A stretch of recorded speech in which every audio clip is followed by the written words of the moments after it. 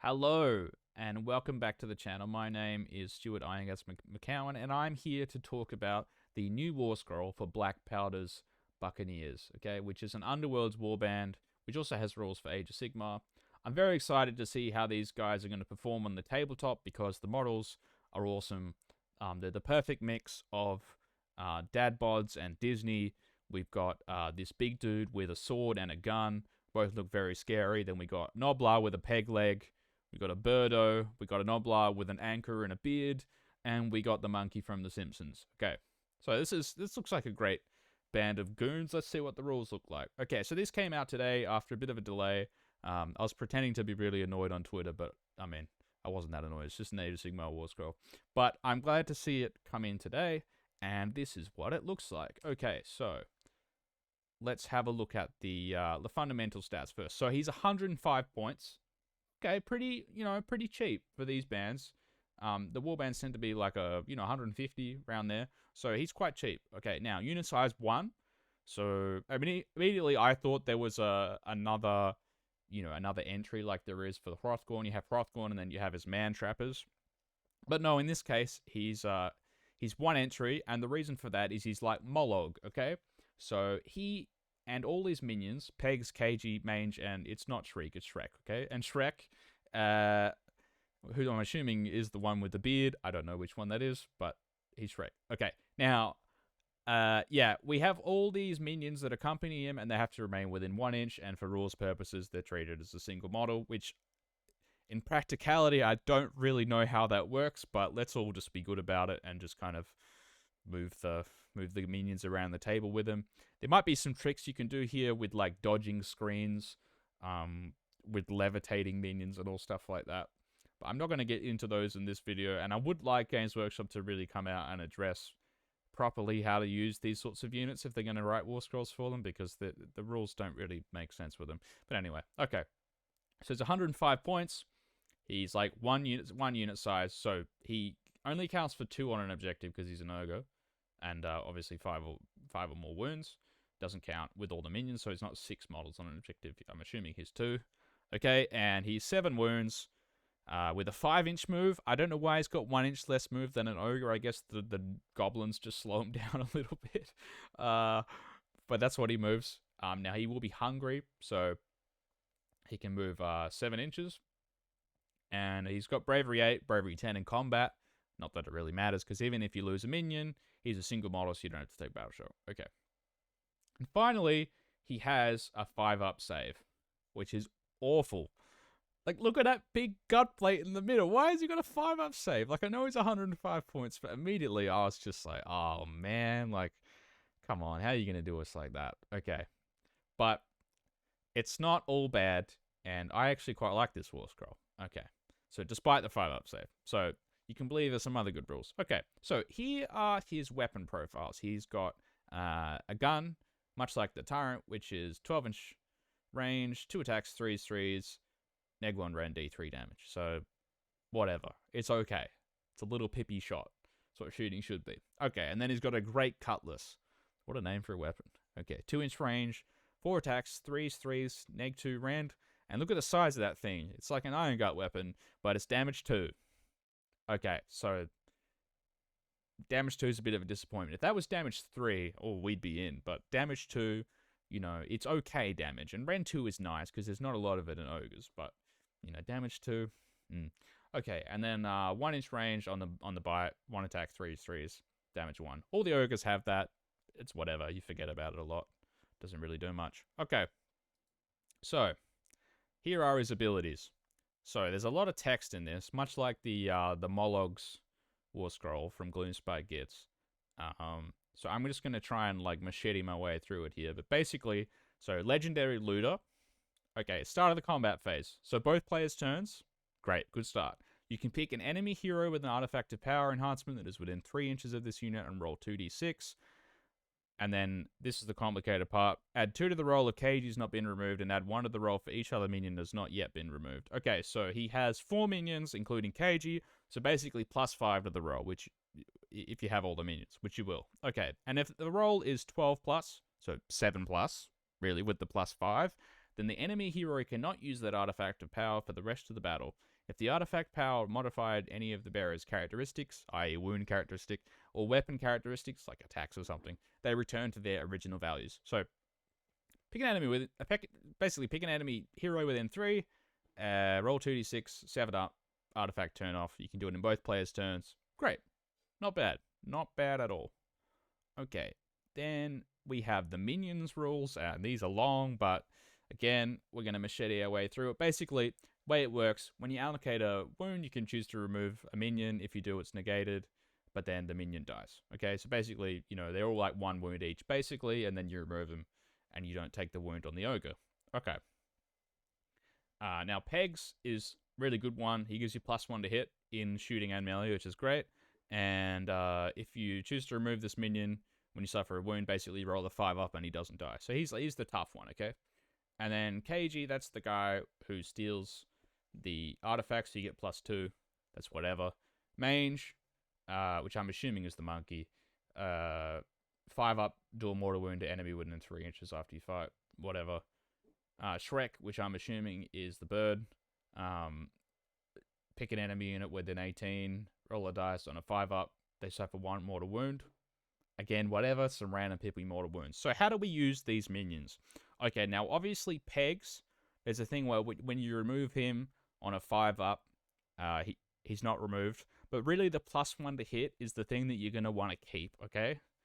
The rest of the stuff is sort of whatever, so you really going to keep the +1 to hit. Now, when do you remove these guys? Because you're thinking like, well, it's a blade of wounds, so should I remove them straight away? No, you absolutely should not. Okay, now, he is 7 wounds, remember? 7 wounds, okay? Now, in Age of Sigmar, you allocate wounds individually. So the way to use this is you wait until he gets to 1 wound. So you keep allocating all your wounds individually. Like if you've got Mystical, you roll your Mysticals, okay? And then, if you need to kill him, instead of killing him, then you start killing off the minions, okay? So if he's on 2 wounds, okay, I don't want to see any minions removed. All his friends are there until he's about to die, and then they all jump in front of him. That's the way it works, okay? And that's the way we're going to do it. Now, which one do you remove first? I would say you probably remove the bird first, okay, because it's a shooting phase ability. Now, it's not actually like a gun, so you can run and do it and stuff like that, but it's probably the least useful of the ability. And then you go for probably Mange, and then KG. You remove KG first if they don't have any artifacts, but otherwise it's good. And then you probably remove Pegs last, okay, because you want that +1 to hit. Okay, so that's how his Warscroll works. We've reached the end of that. Now, what does he do? Now, here I've done some math on Blackpowder and some other Warscrolls in the Ogor Mawtribes books. So here we have Blackpowder versus a 3-up save. We're in Age of Sigmar, so really what we're versing a 3-up save, okay? He's going to do 4 damage, which is not bad for 105 points. So let's look at, so 2 Iron Guts is a little bit more expensive, and obviously you can't buy them in 2s, but it's sort of an equivalent comparison.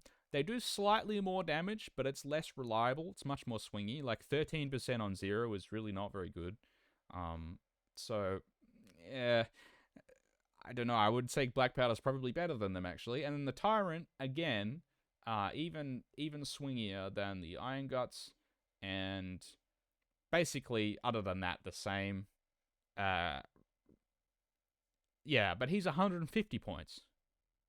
And he probably does less overall damage than Blackpowder. So he's 45 points more, and you don't get any of the minion abilities. Now, I know he does the Battle Shock thing, but other than that, he's not doing anything, okay? And in terms of survivability, right, you got to think of Blackpowder as 11 wounds on a 5-up save. Now, if you take the Fate Seeker big name, the Tyrant's going to be 8 wounds on a 3-up save, okay? So he is more survivable than Blackpowder. But I'm not sure that he's 45 points more survivable, okay? So Blackpowder versus Tyrant, looking good. Okay, so he's looking good. Now, he's not a wizard, so he does lose that utility, but how does he fit in the list? Okay, so one of the big problems in Ogor Mawtribes is occupying a Warlord battalion, okay? So the options we have a Tyrant, 150 points of honestly pretty garbage Warscroll, okay? We have the Slaughtermaster and the Butcher, who are very squishy for 140 points and 135 points. 7 wins, 5 up save.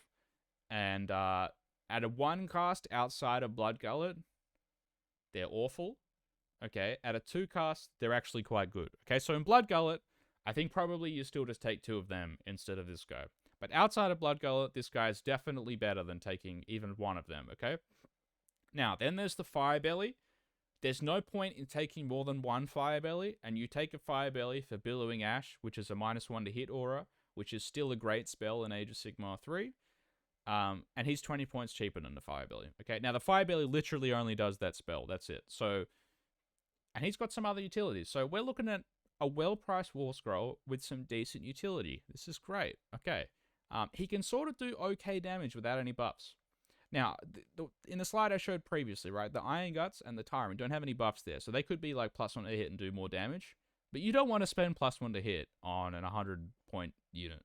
You really don't. Like, you want to spend it on your big Stonehorn or your big block of 8 Iron Guts, okay? So the fact that this guy gets +1 to hit without actually doing anything, like, he's just on 2s to hit already. It's great. Like, it's exactly what you want on this kind of, like, lone wolf unit, okay? Next, he takes Metamorphosis very well, much like the Tyrant. So, with Ogres, right, they get some extra benefits apart from, Monstrous Rampage. They do 4-up mortals on the charge instead of 6-up. And they cap 10. So he's great for taking this. And then the last thing is, his artifact turn-off ability is quite good. Now, I just wanted to give a little brief index of artifacts in the game that are actually worth removing. Now, if he came out before Amulet of Destiny got nerfed, my lord, the stonks, okay? But, alright, it's been nerfed. We're in a post-Amulet of Destiny world. What artifacts are people taking? Well, in the case of Stormcast, they're taking Mirror Shield on a guy you're never going to get to, and they're 1-drop, and like all the best builds are all 1-drop with 1 artifact on a guy you're never going to get to, basically. Alright, but what about some other stuff? Okay, Seraphon. There's a top build here. Alright, so Engine of the Gods is going to have an artifact, okay? Now, it's probably going to be either Incandescent Retrices. So, I've written Spell Ignore here, but that's not right. 4-up, he comes back when he dies, okay? Not Spell Ignore. 4-up, he comes back when he dies. And then Skink Cloak, which is +4 move, fly, and -1 to hit. All of the above, because Seraphon. Now, both of those are great to turn off, right? 4-up, you come back when you die. Turn that off. He's going to die.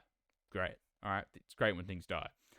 Legion of the First Prince, 4-fold blade. This is a consideration, especially now because the FAQ has come out and they forgot to change the Glare and Clean 1 Warscroll so that the Nurglings are actually a mount. So now you can have 15 Nurglings wielding the 4-fold blade, 15 attacks, 5-up to D3 mortals, which is 10 mortals on average, right? So that duo is definitely killing a Frostlord and Stonehorn if they get in combat. Like, just from the mortals and his monstrous action that can do 4 mortals, okay? So he's going to do an average of 14 mortals and then his normal damage, okay? Now, if you can turn off the 4-fold blade, like, his damage is just terrible. Like, after that, it's going to do, like, nothing. So that's a huge deal. Even the Contorted Epitome, with the same thing, it's a big deal. Now, this is at the start of the combat phase in your opponent's turn. So if you stick this guy, like, at the front of your army, they can't charge this thing in without risking getting their artifact turned off, which is great. Like, not only does it give your opponent something to have to play around, he almost gets like this immunity zone against certain monsters or characters that want to have an artifact because they don't want to charge and kill this little 105-point hero if they're going to get their artifact destroyed. So it's almost like he's not going to get hit by them, which is exactly what you want, right?